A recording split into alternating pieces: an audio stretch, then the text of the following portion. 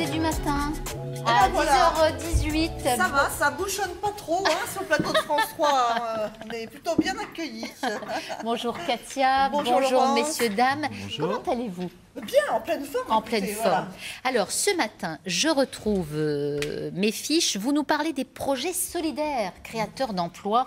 Et quand on est solidaire, généreux, qu'on donne de son temps, c'est un peu ça? C'est un peu ça, c'est même tout à fait ça, puisque généralement quand on parle emploi, on parle économie, on parle un peu moins quand même solidarité, il faut être honnête. Et ben justement, aujourd'hui, en ce début d'année, ben voilà, on va positiver et on va faire un focus sur le fonds ASF pour la solidarité, une association partenaire du réseau des banques populaires qui apporte donc effectivement des financements à des entreprises solidaires de notre grande région. On en parle avec Dominique Hick, président du fonds ASF pour la solidarité sur notre territoire.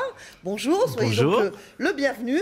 Et puis en ce moment, de nombreuses actions sont organisées pour et par les lycéens, les étudiants, par le service d'orientation et d'insertion professionnelle de l'Université de Lorraine, comment rédiger son CV, réussir son entretien d'embauche. Eh bien, toutes les précisions, on va les voir avec vous, Véronique Schloup. Vous êtes sous-directrice de ce service. Merci également d'être avec nous. On commence avec vous, donc, Dominique Hick. Ce fonds ASF est original, unique en France. Quelles sont exactement ses vocations ? Alors, ce fonds ASF a été créé maintenant il y a près de 30 mois. Oui. Il est issu d'une volonté commune du mouvement des ASF, donc l'Association pour le crédit et l'épargne des fonctionnaires, donc un mouvement de bénévoles créé il y a près de 45 ans par des fonctionnaires pour des fonctionnaires. Et évidemment, la Banque populaire Alsace-Lorraine-Champagne que je représente également et qui conjointement ont mis en valeur une idée originale, celle de créer un fonds de dotation pour venir peut-être aux personnes démunies, des personnes qui souffrent tout particulièrement. Et il y a à peu près 30 mois, ces administrateurs, ces correspondants, les collègues de la Banque populaire Alsace-Lorraine-Champagne se sont mis ensemble autour d'une table pour dire quelle pourrait être une idée originale, différenciante de ce qu'on peut voir au travers notamment des fonds des fonds de solidarité qui existent dans d'autres domaines. Et l'objectif était de valoriser notamment la perte d'autonomie. Voilà. Alors, vous activez dans plusieurs domaines. Quelles sont les grandes actions sur lesquelles vous intervenez, avec bien sûr un focus particulier sur l'emploi, ce qui nous intéresse aujourd'hui. Alors, là-dessus. Nous avons identifié 4 domaines sur lesquels nous œuvrons tout particulièrement. Alors, l'handicap, évidemment, les aidants familiaux et toute l'aide aux personnes qui sont handicapées, la réinsertion sociale, je crois que c'est l'objet de notre entretien de ce matin, et puis tout ce qui tourne autour de l'information et de la prévention dans ces domaines. D'accord. Combien de dossiers accompagnés depuis donc la création de ce fonds ? Alors ce fonds a été créé donc, il y a 30 mois. Ce fonds globalement a fait l'objet d'une centaine de demandes. 80% d'entre eux ont fait l'objet d'un accompagnement financier. Et nous avons distribué près de 200 000 euros à l'ensemble des 80 dossiers qui ont été accompagnés au cours de cette période. Très bien. Alors, vous restez avec nous. Parmi ces entreprises solidaires accompagnées, il y a Industrie, Services, Échafaudage qui offre des opportunités à des personnes sans qualification ou encore en recherche d'emploi. Bruno Demange et Bruno Courteau les ont rencontrés. Regardez. Voici un chantier en apparence tout à fait classique, l'extension d'une maison de retraite à Gérardmer.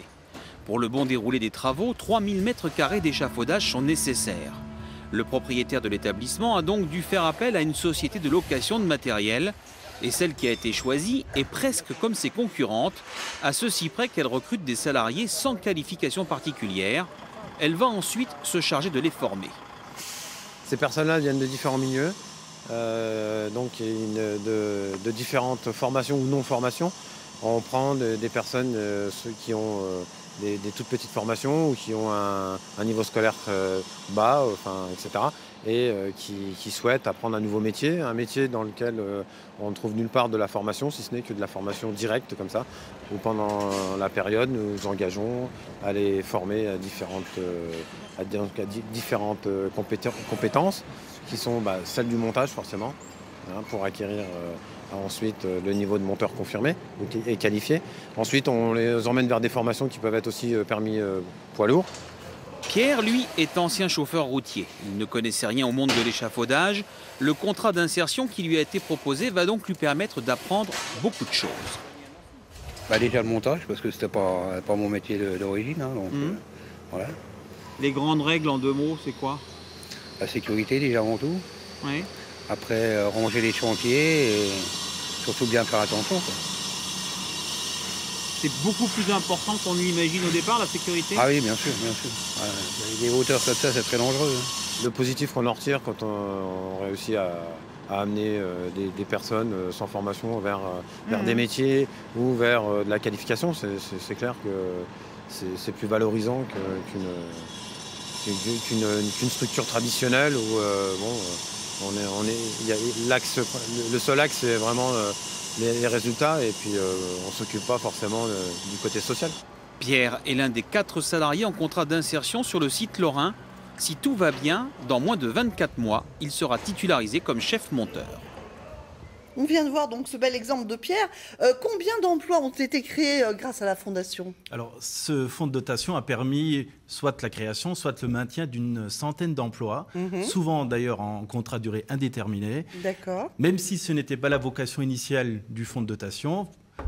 Avec les 80 dossiers que nous avons accompagnés, nous avons finalement joué un nouveau rôle qui est celui d'être un acteur peut-être nouveau, différenciant quant à la création ou au maintien des emplois.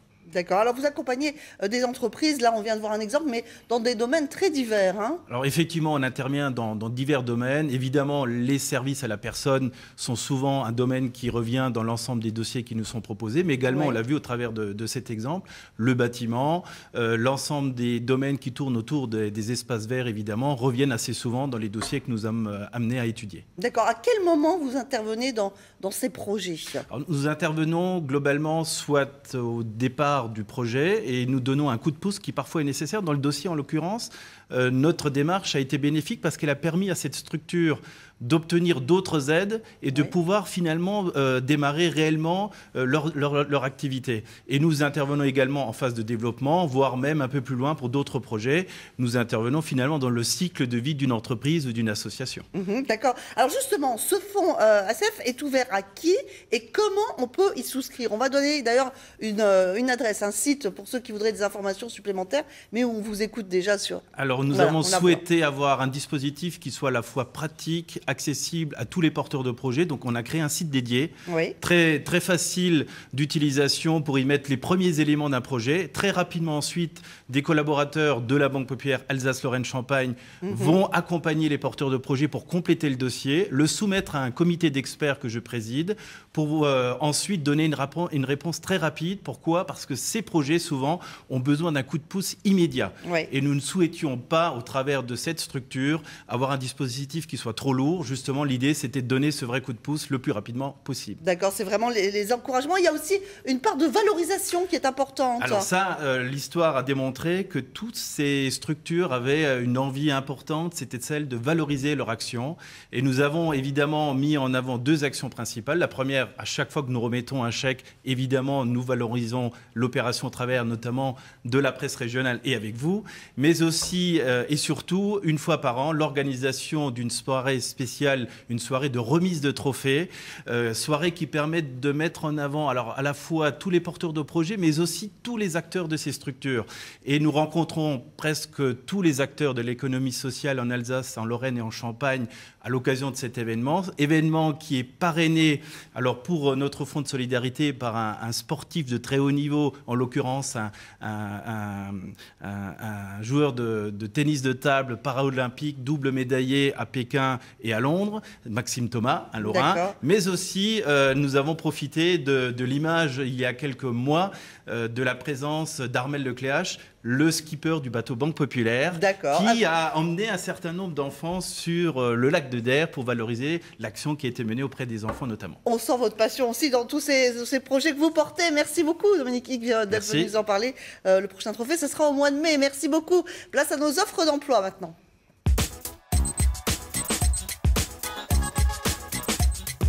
On a grand plaisir à retrouver Francis Claus du Pôle emploi Lorraine qui est avec nous par téléphone. Bonjour Francis, vous avez tout d'abord un poste commercial à nous proposer en CDI.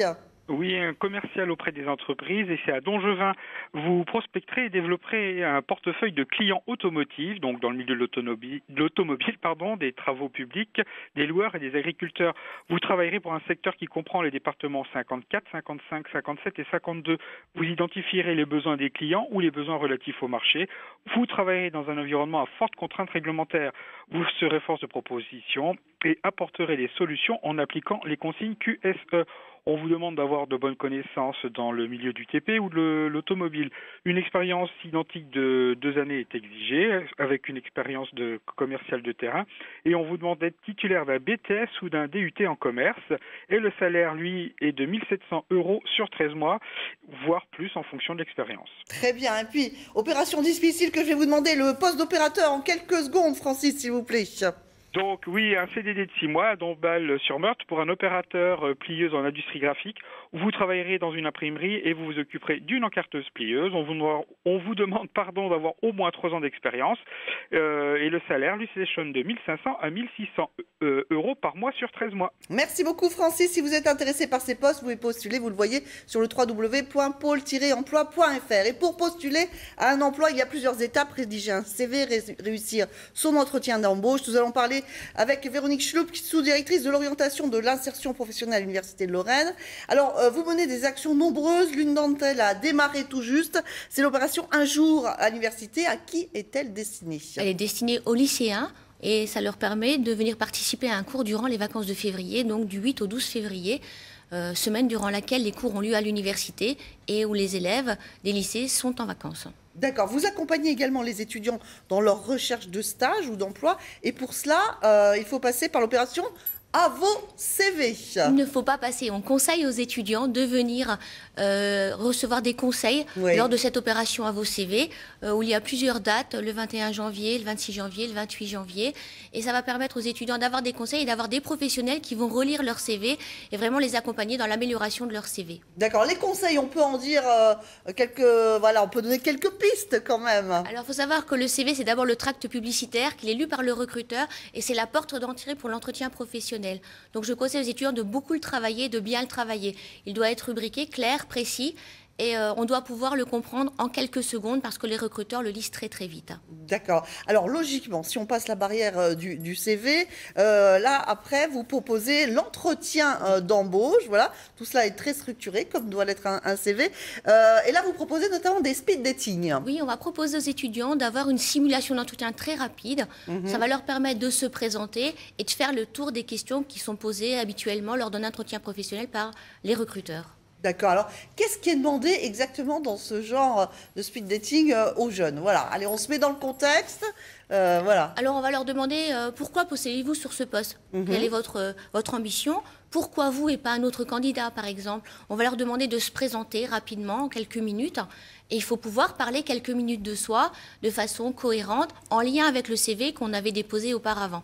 Et puis ensuite, il faut parler de ses défauts, peut-être, de ses qualités, des choses qui vont étonner le recruteur et lui donner envie de s'intéresser à vous et de vous recruter par la suite. Le recruteur, lui, ne veut pas se tromper. Donc, il a envie de trouver un candidat qui va avoir une plus-value pour l'entreprise. Alors, on parle de plus-value, se faire un petit peu remarquer, l'originalité, un plus, un moins, de façon modérée.